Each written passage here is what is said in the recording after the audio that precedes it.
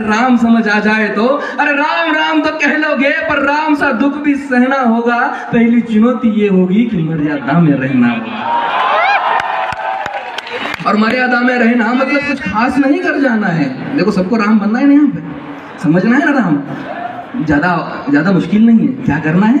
मर्यादा में रहना मतलब कुछ खास नहीं करना है, बस त्याग को गले लगाना है और अहंकार जलाना है। अब अपने राम लला के खातिर इतना ना कर पाओगे, अरे शबरी का जूटा खाओगे तो पुरुषोत्तम कहलाओगे। ये काम क्रोध के भीतर रहकर तुमको शीतल बनना होगा। बुद्ध भी जिसकी छांव में बैठे वैसा पीपल बनना होगा ये सब कुछ, और वो भी शून्य में रहकर प्यारे। तब ही तुमको पता चलेगा कि कितने अद्भुत राम हमारे। मैं इतना ज्ञानी नहीं हूँ, मैं काबिल भी नहीं हूँ कि राम जी को लिख पाऊँ, लेकिन 2 लाइनों में मैं मेरा असफल प्रयास आपके सामने रखता हूँ कि राम क्या है। अरे प्रसन्न हंसना भी है और पल पल रोना भी है राम, सब कुछ पाना भी है और सब पाकर खोना भी है। राम क्या है? प्रसन्न हंसना भी है और पल पल रोना भी है राम, सब कुछ पाना भी है और सब पाकर खोना भी है राम। ब्रह्मा जी के कुल से होकर जो जंगल में सोए हो, जो अपनी जीत का हर्ष छोड़ रावण की मौत पे रोए हो, शिव जी जिनकी सेवा खातिर मारुत रूप में आ जाए, शेष नाग लक्ष्मण बनकर जिनके रक्षक हो जाए, और तुम लोभ क्रोध अहंकार छल कपट सीने से लगाकर सो जाओगे, तो कैसे भक्त बनोगे उनके, कैसे राम समझ पाओगे। आजकल स्टेटस बहुत चलता है ना ये व्हाट्सएप का, अघोर क्या है पता नहीं और शिव जी का वरदान चाहिए। सोमवार आ गया शिव जी, मंगलवार आ गया देवी माँ, है ना। अघोर क्या है पता नहीं और शिव जी का वरदान चाहिए, ब्रह्मचर्य का इल्म नहीं और भक्त स्वरूप हनुमान चाहिए। अरे भगवा क्या है क्या ही पता, पर लहरा ना सबको होता है। भाई भगवा क्या है वो जाने जो भगवा ओढ़ के सोता है। राम से मिलना है ना तुमको, तो निश्चित मंदिर जाना होगा, पर उससे पहले भीतर जा संग अपने राम को लाना होगा। जय सिया राम।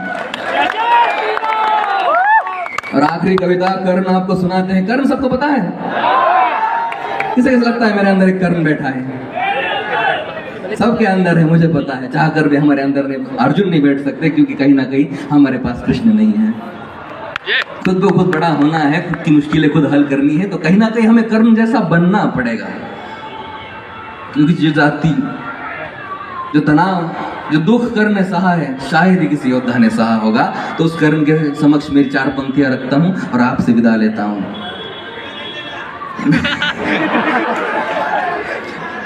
ठीक है, वो तो बाद में तय करेंगे, क्योंकि सूर्य का अंश है भाई, ऐसा वैसा बालक तो है नहीं।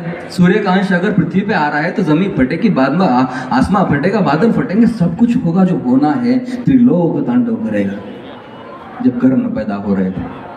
सुनेंगे सब? तैयार है? गौर से सुनना है, ठीक है?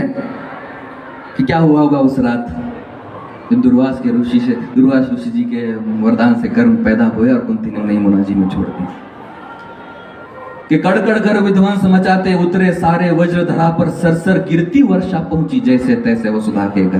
क्या हुआ उस रात? कि कड़कड़ कर विध्वंस मचाते उतरे सारे, वज्र धरा पर सरसर गिरती वर्षा पहुंची जैसे तैसे वसुधा के घर। तीनों लोक में मच गई हलचल, समय ही ऐसा गुजरा था, भाई माँ जमुना भीतर एक बालक सूरज बनकर उतरा था। इतिहास का जो काला पन्ना सबने मिलकर फाड़ दिया, धर्म के नीचे योद्धा को एक अधर्मी कहकर गाड़ दिया। गाथा ये उस वीर की जिसके रोम रोम में दिनकर हो, जिसे दाह मिला जीवन भर जैसे बेलपत्र बिन शंकर हो। अब शेष बची कहानी उनकी हम तो सुना ना पाएंगे, कहानी को विस्तार स्वरूप खुद कर्ण सुनाने आएंगे। क्या कहते हैं कर्ण? गौर से सुनना कि ये अभी की है नहीं, द्वापर की बीती बात है। ये अभी की है नहीं, द्वापर की बीती बात है। जहाँ कौन किसका है सगा और कौन किसके साथ है, जहाँ कौन है माता पिता और कौन भाई बंद है, जहाँ बिछ रही लाशों पे बैठे स्वयं परमानंद है। जहाँ वंश के आधार मुझको व्यर्थ बतलाया गया और हक किसी का छीनने में अर्थ बतलाया गया। जहाँ दुर्योधन ही है सभी, बस पक्ष उनके है अलग। जहाँ बस कपट की बात है, बस कक्ष उनके है अलग। कृष्ण कृष्ण ही बस धर्म की यहाँ डोर लेकर चल रहे, गोविंद ही बस है यहाँ जो दुख में हंसकर चल रहे, उनके अलावा कौन है आगे जो मेरे टिक सके, अरे वो स्वयं ही है परम, ले अवतार ही जो दिख सके। और रण में जो कुछ भी हुआ, गौर से सुनना, मैं महाभारत सुनाने नहीं आऊँ, मेरी साइड रखने आया हूँ आपके सामने, फिर मैं चला जाऊंगा। किरण में जो कुछ भी हुआ मैं उसको ना दोहराऊंगा, मैं सत्य कहने आ गया हूं, सत्य कह के जाऊंगा। मैं चुनूंगा दुर्योधन, बोले दुर्योधन तुम ना चुनो, पर मुझे धर्मी से प्रथम तुम। धर्म क्या है वो सुनो, कि धर्म और अधर्म की बुनियाद ही कर कर्म है, और कर्म से निर्मल है जो, अगर उसके संग में धर्म है तो कह दो कान्हा इस जहां में दान करना पाप है, और इस जहां में सूत के घर जन्म लेना श्राप है। ये कह दो क्षत्रियों को जाके बाण को तुम फेंक दो, और रण में खींची प्रत्यंचा पर जात रख कर देख लो, अरे युद्ध रण पे था ही नहीं, वो रण ही अंतर मन में था, और योग्यता की लाश बन मैं गिर गया उस रण पे था। श्राप और वचनों के जब मैं मर रहा था ढेर पर, तब कर्ण को इस मार डाला भगवानों ने घेर कर। और एक मित्र था लेकिन था, पर एक मित्र था जो मित्रता की था कदर करता मेरे, एक वो दुर्योधन ही था जो संग सफर करता मेरे, फिर वो चुनेगा लक्ष्य को और मैं प्रत्यंचा तान दूं, अरे उसके खातिर ना तो फिर मैं किसके खातिर जान दूं।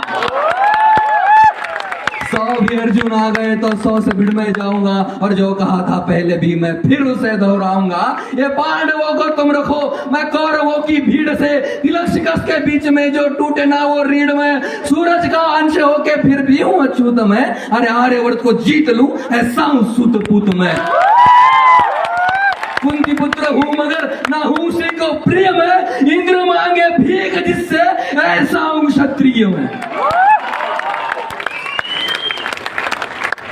और जाते जाते ये कर्म, इन कर्मों से कुछ कहना चाहेंगे, सुनेंगे कि देखो बीत गई सो बात गई, लेकिन ये बीते कल को छोड़ दो, ये बीते कल को छोड़ दो, अब आने वाला आएगा। बीते कल में जो हुआ वो कल तुम्हें सताएगा, हर एक मोड़ पे तुम्हें अर्जुन खड़े मिलेंगे, अब पथ में फूलों के अलावा कांटे भी खिलेंगे, अब कई द्रोण मिलकर तुम्हें नीचे खींचते रहेंगे, बेवजह कई शोण भी जलेंगे। अब तब आईने में देखकर खुद को तुम निहारना, और भीतर तुम्हारे सो रहे उस कर्ण को पुकारना। फिर चाहे जितने युद्ध हो किसी भी कुरुक्षेत्र में, तुम्हारा तीर पहला होगा हर पंछी के नेत्र में, और तेरी योग्यता के खातिर कर तू खुद प्रत्यंचा खींचेगा तो जाहिर है वर्तमान में हर बार कर्ण जीतेगा। बहुत शुक्रिया।